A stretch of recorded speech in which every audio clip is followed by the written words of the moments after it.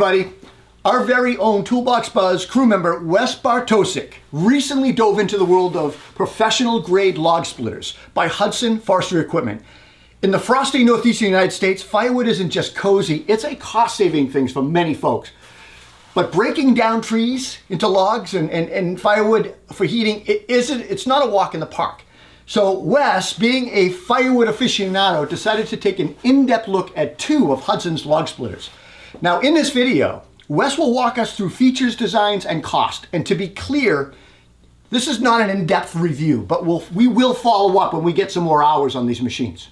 Now Hudson, with roots dating back to 1946 in upstate New York, they've been a stalwart in forestry equipment and a trailblazer. In this review, Wes and his neighbor Marc are going to go through two of Hudson's top-of-the-line splitters. So let's go and join Wes and Marc as they brave the chill to demonstrate these Hudson splitters on what felt like the coldest day in January. But hey, when you're dealing with firewood, the proof is in the split, and there's no such thing as a fair weather day. Hey everybody, this is Wes Bartosik from Toolbox Buzz. Have the opportunity today to come hang out with my good friend Marc, and today we're going to be looking at some of the wood processing products that Hudson Equipment has to offer. So Marc, if you wouldn't mind, why don't you can you give us a little bit of an introduction as to who you are and what it is that you do? Sure. My name is Marc. I'm here in Oxford, Connecticut, and I'm a contractor by trade, but was always had an interest in the timber industry. Always did some firewood processing of my own. I owned a processing machine for many, many years before I even became a dealer for Hudson Forest Equipment. So that's what we're standing here in now, is a little demo area that we have here in Oxford that we sell all Hudson products. So Hudson got a background in the timber industry, and they started off more so in the timber industry and then also gravitated towards the sawmill part of that. So I think the sawmill end of it is where we ended up, but they did have a very good start in just the splitting, processing of wood, and that's where that took place. So now I would say that the popularity of like backyard sawmills has definitely, we've seen an uptick in it over the last probably 5 or 6 years, especially with, you know, everybody being cooped up during COVID and stuff like that. But Certainly. Would you say sawmills are kind of like the thing that Hudson's best known for?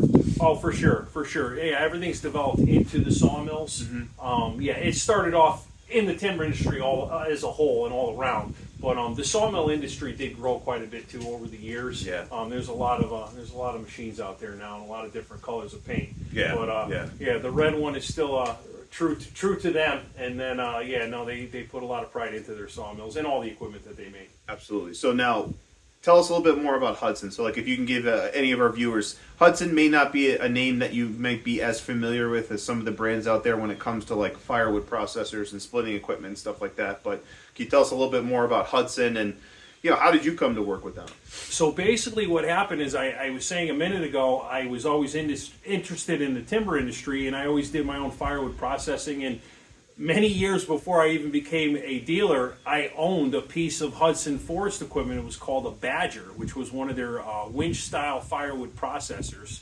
And it was my own personal machine that I used to split my own wood. It was optioned with a conveyor, and it was so easy. My wife and I, Tammy, would just do the splitting, and I'd keep feeding logs to her. And it was just one of the nicest pieces of machinery that we have here on the farm. And I always said that to Hudson before I even had a dealer relationship with them, because I was really impressed with how well it was built. Or Hudson is actually still a small family-owned business, correct? Correct. They have approximately 70 employees now. Now, where, just for like geographical reference, where is Hudson? Where's headquarters? Where do they manufacture everything? So everything is manufactured in upstate New York. It's a small town called Barneveld. It's a few miles north of Utica.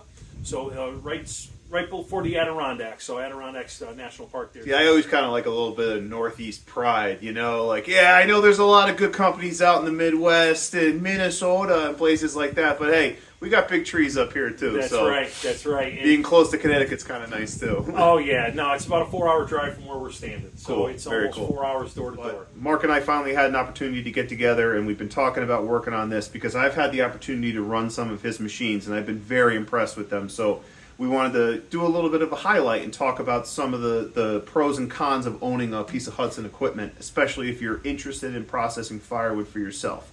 So today what we're going to do is we're going to look at two of Hudson's options for firewood wood splitters. Now, these are not the splitters that you're going to find at a big box store. You're not going to roll up to, you know, a big orange box or something like that and find something like this. It is a true professional grade machine. It's built with production in mind. It's built with longevity in mind. So today we're going to look specifically at the HDH 6, which is Hudson's flagship, the biggest and best splitter that they make, as well as the HDH 5. Show you some of the different specs and features and kind of do a little bit of a comparison and just, you know, kind of get the word out there about some of the things that Hudson's building and some of the capabilities of those machines. Fantastic. So yeah, what Wes said here is we have an HDH 5 in front of us and then an HDH 6 behind me here.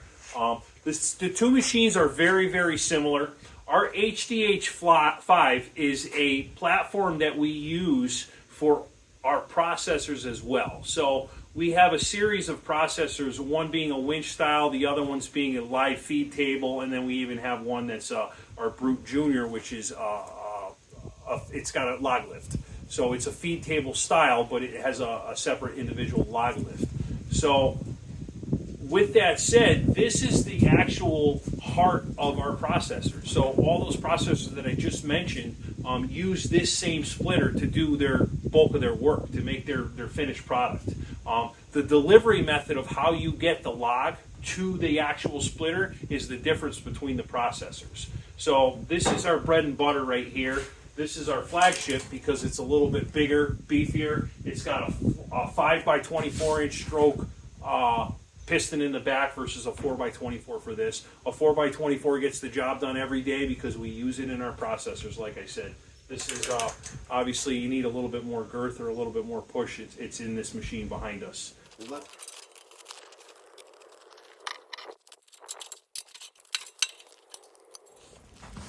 All right, Mark, so your HDH 5 is out of the barn and now you have it set up. So we kind of had a couple of clips shown before where you were removing the support strap for transport. That keeps the log lift in a secure position, as well as taking the trailer hitch assembly off. Yep.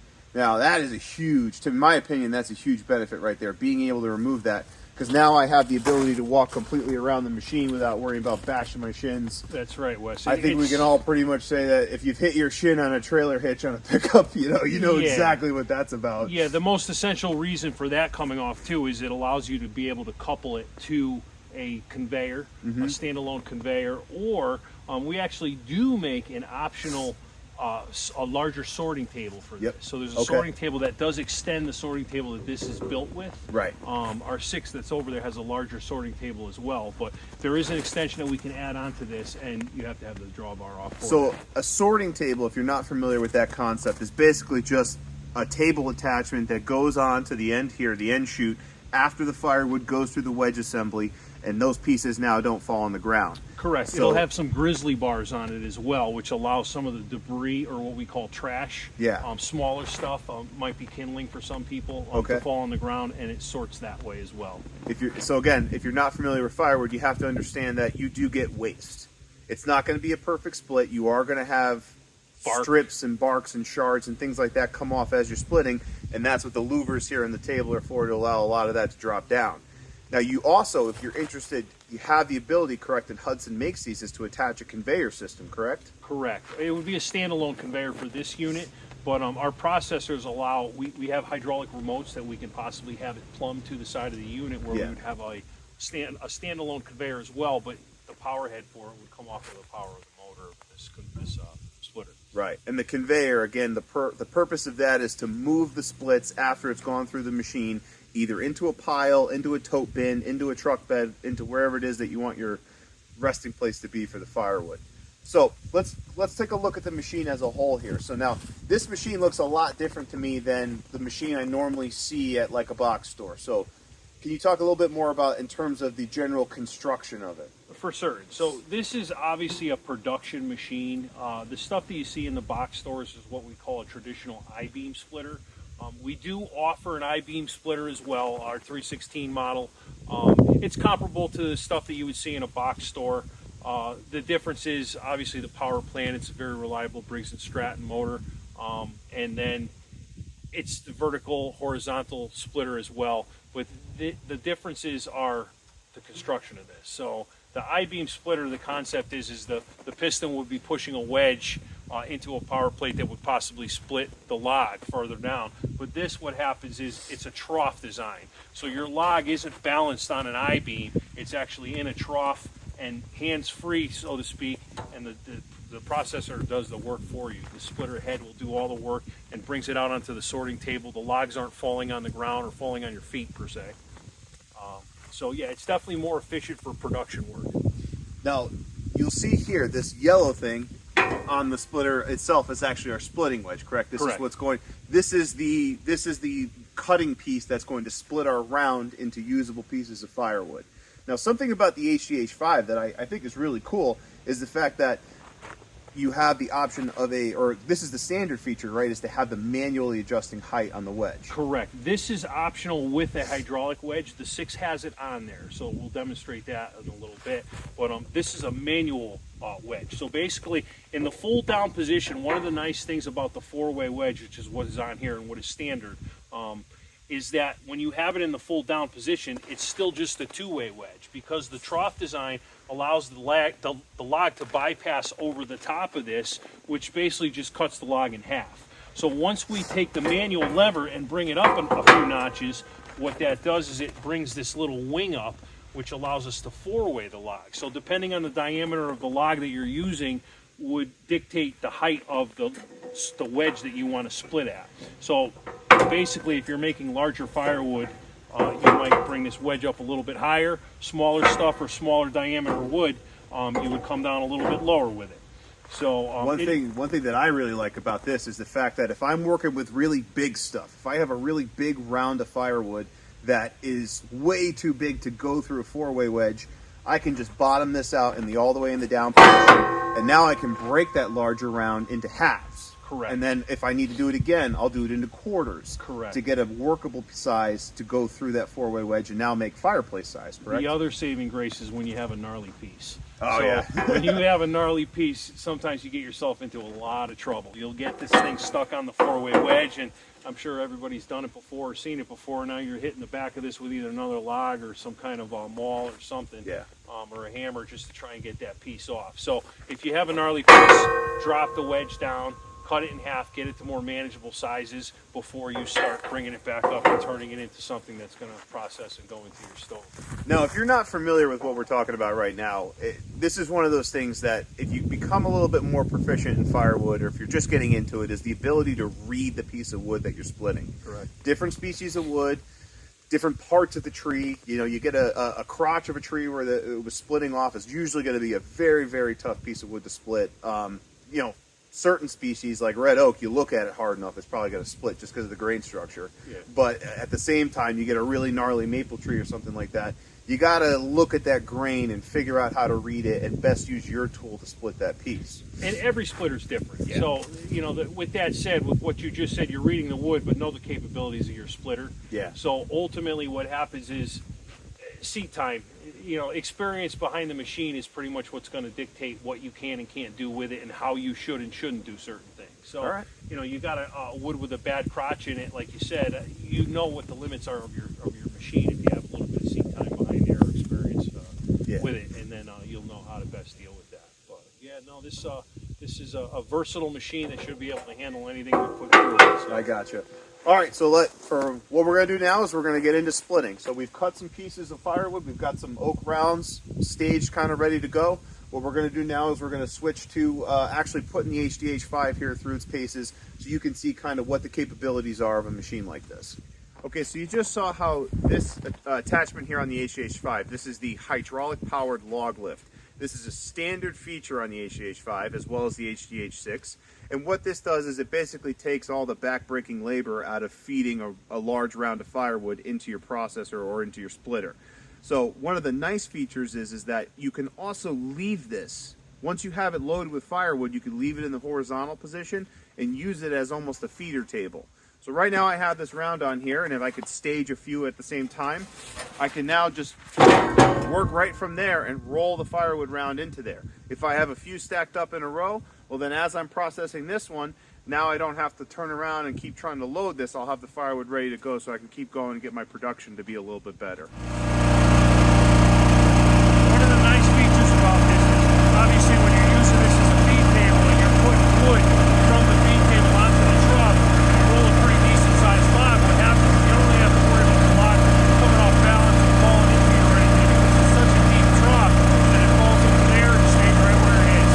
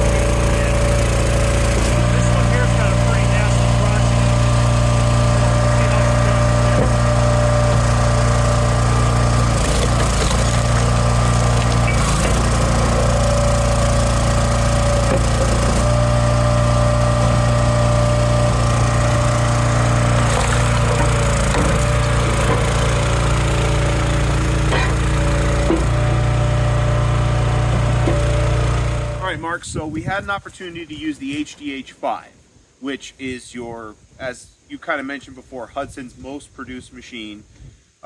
Really good option for a wide range of applications. But now we're stepping up to the big boy, the HDH 6. So this is the Cadillac, the top of the line, you know, the biggest and best machine that you guys make.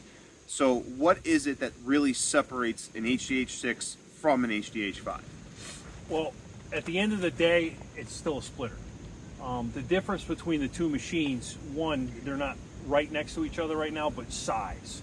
This thing is massive. The construction of it is the most important part. This is all 3/8 plate steel versus that one is 1/4 inch bent steel that was put in a press and then obviously molded to the shape to create that V-trough. Well, this completely different. You can see it's got stringer design on the side, just like you were fabricating a big wood ship. Okay. Yeah, the construction of this is completely different. The sorting tray, the grizzly bars that are in here, everything is 3/8 of an inch steel. Heavy stuff. It's not made to be bent. Gotcha. It's made to have anything that you put through it split without any effort and without any stress on the machine. So it was built for that reason, and that's pretty much what it does. This puts that log lift to work. So it really basically, does, yeah. This is why a log lift was created, was for a machine like this. I mean, the log lift that we have on the 5 over there does exactly what this one does, but it's probably used more as a sorting table. Gotcha. This one, you're going to use that lift as a lift because that's the size logs you're putting through here. You are picking up, with a machine like this lift is capable of picking up a much bigger round of firewood, and then our hydraulic system, our push block, our wedge are capable of processing that piece of firewood as well. So again, everything's got to be keeping up with each other. Now, a quick note is you'll notice that we have an extra hydraulic control valve over here. That's right. This machine, unlike the 5, has a hydraulic adjustable splitting wedge. Correct. So on the 5, we had a manual lift with the lever on the side where the user would be. So in the user position, you could pull the lever up and it would adjust the height of the wedge up and down. This one has a hydraulic lift. So basically, just with a touch of the hydraulic lever, you can power the wedge up and down. Right now, it is optioned with the 6-way wedge. It comes with a 4-way, which disappears down into the floor. This is a 6-way, which allows us to split more wood. It does make a little bit tougher in sizing the wood, so depending on the size of your rounds, you might be more comfortable using the 4-way wedge. To use the 4-way wedge and switch this out, it's just a matter of 2 3/4 inch wrenches. Pull this one bolt out, slide the head off, slide a 4-way back in, and you're back in business. Now the 6-way too, because you're working with such bigger pieces of wood, you are also probably going to have some chunks that need to be resplit more. Would you say that's correct? Correct. The other thing with the 6-way as well is you can't control the size, like I just mentioned a minute ago. So by not being able to control the size, what happens is you do get a little bit of the trash that we talked about with the earlier 5. With the 6-way, that's not unavoidable, but you can't regulate it because the 6-ways, these don't move. So they're fixed in a welded position where they are. The only movement that you have in there is just positioning it up and down. So the size of your rounds is going to dictate the size of what's going to come out of this, the finished product in the end. Now we'll cut to some different angles, being able to show you this a little bit more clearly. But the push block on this machine is almost double what it is on the HDH5. The HDH6 weighs, what would you say? Oh yeah, everything on this machine is double from what we see there. From the width of the axle to the push plate. So the push block on that is like a 9" by 9". This is a 15" across plate. 15 by 12, I would say, 15 by 14. So it's a square block that actually pushes the log, but a massive plate. And it's pushing into a massive wedge as well. All right, so that's kind of a brief overview of, even though it's only one model number difference, it is a pretty big difference in the performance and capabilities of these two machines. For certain. Yeah, no, this machine is all day long. It's work. Got it. So again, we're talking about, this is not for somebody that just wants to split a few rounds of firewood for their backyard fireplace or something like that. This is more geared towards demanding professional use, day in, day out. Eat anything you throw at it, come back, ask for seconds, kind of deal. Absolutely. Cool. All right, Mark. So we got to run the HDH5, we got to run the HDH6, talked about some of the differences between the two machines. I'm impressed. Like, I've had the chance to play with these back here at your property a couple of times, and I was really excited to be able to kind of show the capabilities and also discuss some of the real technical features that set these apart from most splitters that you see out there. So just kind of a couple things in closing is, what is it about Hudson? I mean, there's a bunch of different machine companies out there. So what is it that really like drew you into Hudson, and what separates them from a lot of the other manufacturers out there? Made in America. That's it. Made in America. Yeah, that's it. That is one of the most important things. That's one of the things that they're going to stress the most. You know, if you look at the machines, you're going to see "Made in the USA" stickers all over it, and then the factory, it's the same way. Everywhere you look, everywhere you turn, it's "Made in the USA." They're proud. I'm proud, and yeah, no, it's the way to go. But behind that, we make a quality machine. I mean, there's no doubt about it. I mean, both machines do exactly the same thing. All day long, this machine the 5 that's behind me, it works behind our processors and all day long answers to the call of duty. The 6 is the big leagues. So, you know, that goes into the pro. And the 5 is already there, but the 6 just ups the ante even more. There's nothing that thing won't be able to push through. So yeah, no, that all pretty much says it all. I mean, we put good quality parts and products behind the machines that we make. All the fabrication's done in New York, in-house, in the USA, and that's the most important part. Now, another big concern for guys sometimes is engine manufacturers. So right now you have, what is that? It's a Briggs and Stratton? They're both Briggs Vanguards? power plants. Yeah, so they're both Briggs power plants. We didn't say that during the little display on the 5 and the 6, but the 5 is got a Briggs and Stratton 14 horsepower on there, and then the Vanguard 23 horse is on the 6. So they're both electric start. This 5 has a recoil backup. The 6 actually actually that one was optional with the recoil backup too. They don't all come with that.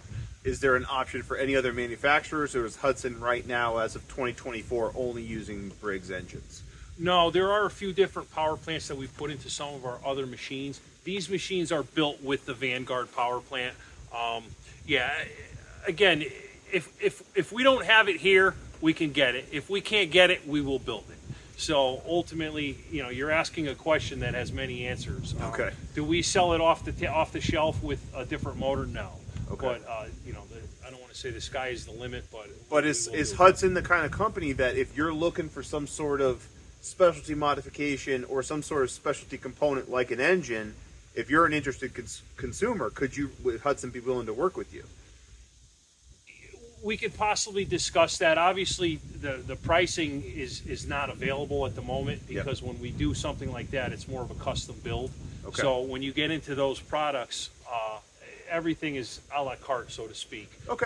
And then that would also have to go into discussion with warranties and what have you. Because gotcha. Ultimately, once we get into that type of material, that type of product, it's not something that's an everyday thing off the shelf. Okay. Well, then that also kind of brings up the elephant in the room. So we said before, this is not a machine that you're going to find in a big box store. We talked about that it's a superior quality than anything. It's designed with the professional consumer in mind. Well, all of that construction and all of that engineering is going to come with a price. So if anybody's interested in an HDH5, and I know prices are constantly changing, but ballpark, can you give me an idea of what MSRP or what we're looking at for the two different models here? So the HDH6 is a little bit under $20,000. So we kept the price point under that. It's Yep. In the 19s right now. Okay. And then this one here is close to 12, but it's in the 11s. Okay, so again, we're not talking about your run-of-the-mill splitter here. We are talking about professional built machines for professional use day in and day out. And with that, you are going to be spending a lot, but you're also getting a machine that, I mean, these things are going to last forever. Oh yeah, They're going to last forever, and they're going to split kind of anything you could throw at them. Yeah, both machines will do exactly what Wes just said. They will last you forever. Obviously, the way they get treated is very abusive. So these machines are made to tackle stuff day in and day out that a lot of machines won't be able to handle, but these will. So guys, that's a little bit about some of the product offerings and a lot more about Hudson as a company as a whole. Now, hopefully, Mark and I are going to have the opportunity to maybe demo some other equipment in the future, maybe on a day when we're not risking hypothermia and loss of digits. I have to not reevaluate. Just from splitting. Yeah, I'm going to reevaluate our friendship after today. Yeah, right. But hopefully in the future, we'll be able to bring you some content showcasing maybe a full-blown firewood processor from Hudson that we talked about before, or maybe even some of the sawmill products. But Mark, if you're in the Connecticut area, the Northeast, how can somebody reach you if they're interested in a Hudson product? So anyone can go on the Hudson website, and if you put in your zip code at the dealer locating spot, I would come up as the only dealer in Connecticut. We're here in Oxford. We're based in Oxford, Connecticut, which is more of Western Connecticut. And then I can be reached by phone, and then I can also be reached. All the information is on the Hudson website, and then I can also be reached by email. It's newgate81@sbcglobal.net. So, And we'll annotate to that. We'll include that in the video description, so if somebody's interested, they can reach out to you directly. Okay. all right. All right, man. Thank you very much. All right. Appreciate it. Had a good Appreciate time your out time. here. So not what we normally do, but very interesting. And Wes and Mark, thank you. So while today focused on kind of previewing these log splitters, folks, stay tuned because we're going to do much deeper content on these, as well as we're going to try to do a Hudson sawmill. So I think first we might just let these guys thaw out first before we do any of that. Take care, guys. Thanks for watching.